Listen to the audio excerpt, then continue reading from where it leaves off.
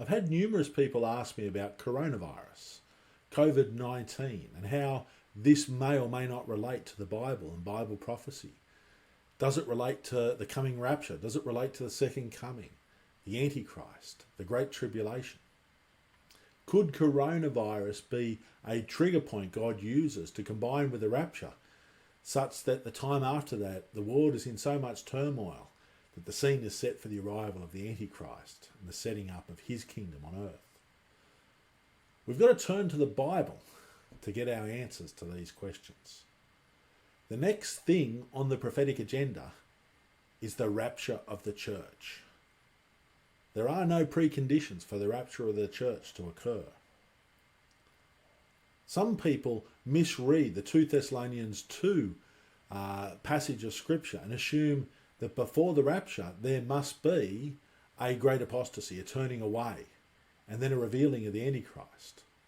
But these two sign points are prior to not the rapture, but the commencement of the day of the Lord.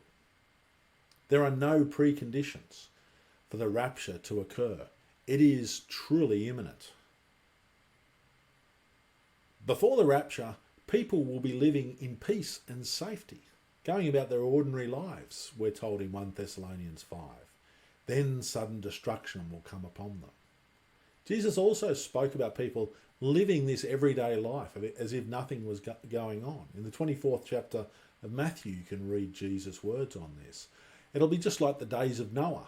People will be eating and drinking, marrying and giving in marriage, life as normal. The rapture has no preconditions. People will just be living normal lives. Then the rapture will shock the world. After the rapture, the Bible does predict that there will be a great falling away, an apostasy, a turning from truth.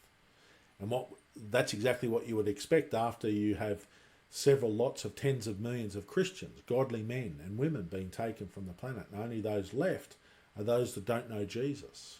And after this falling away, the Antichrist will reveal himself. The Antichrist, a man with a plan, a 7-year plan, a 7-year covenant, which he'll sign with the many, Daniel 9 tells us.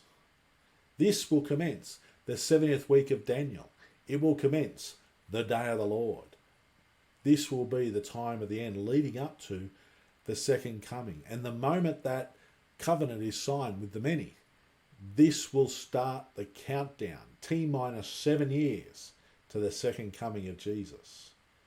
So coronavirus has no direct relationship with any Bible prophecy that I'm aware of.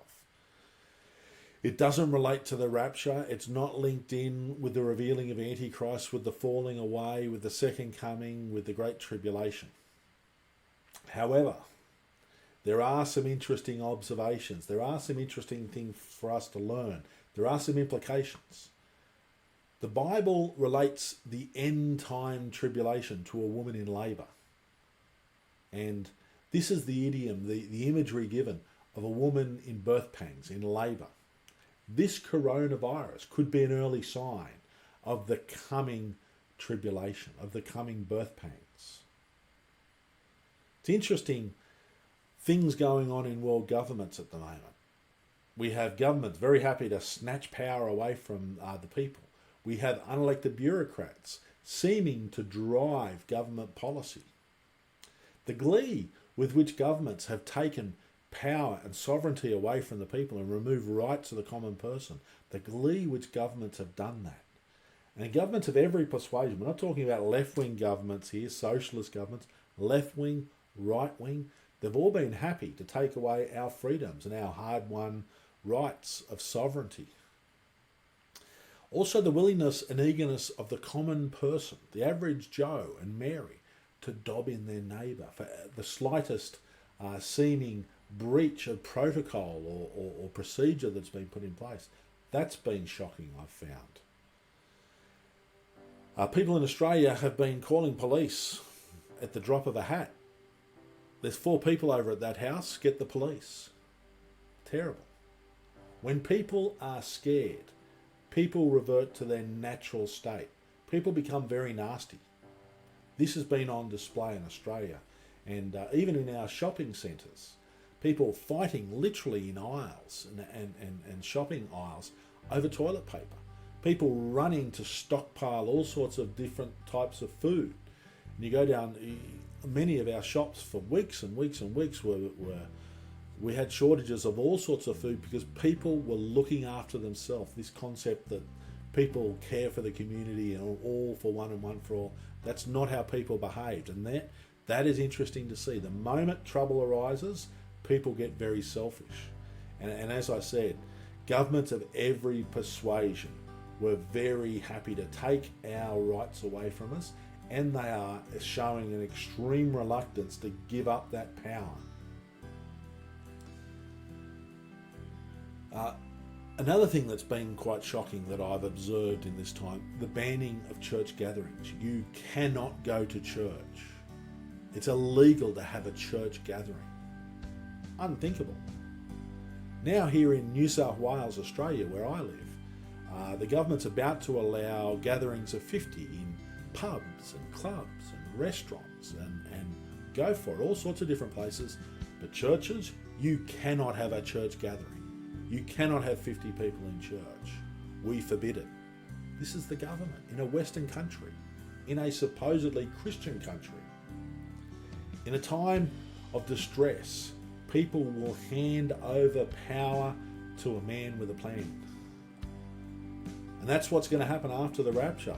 The turmoil that the rapture will cause, people will happily hand over power to the Antichrist. Coronavirus has taught us that people will hand over power willingly in a time of trouble to a man with a plan. Antichrist won't take power, he'll be given power. Revelation 6:1 tells us a crown was given to him. He didn't take it, it was given to him. Politicians love power. Many police have displayed a shocking zeal enforcing tough and at times quite outrageous and over the top lockdown laws. In Australia, the federal government has produced a tracking app, a corona tracking app for people to download. And you know, there's a good idea. The concept is if you get the coronavirus, if you get COVID-19, this app will track who you've been in contact with and quickly put those people into quarantine. And so there's good intention. But I was surprised at how quickly many millions of Australians downloaded this app. You can easily see how Antichrist will misuse this type of technology when he reveals himself. Now, the Corona app is not the mark of the beast. I'm definitely not saying that. I just find this phenomenon very interesting. About 40% of people in the West, it appears, will comply with this type of control over their lives in a time of trauma. My speculation is the mark of the beast will start initially as a voluntary thing, and those 40 or 50% of people will naturally take it up, and then very quickly it will become mandatory, and then life or death. That's my take on the coronavirus and Bible prophecy. It doesn't have any direct impacts, it doesn't have any direct relationship on the end times, on the revealing of the Antichrist, on the day of the Lord, on the second coming. But there are some interesting things for us to observe and learn from the behaviour of people during this coronavirus epidemic. Thank you.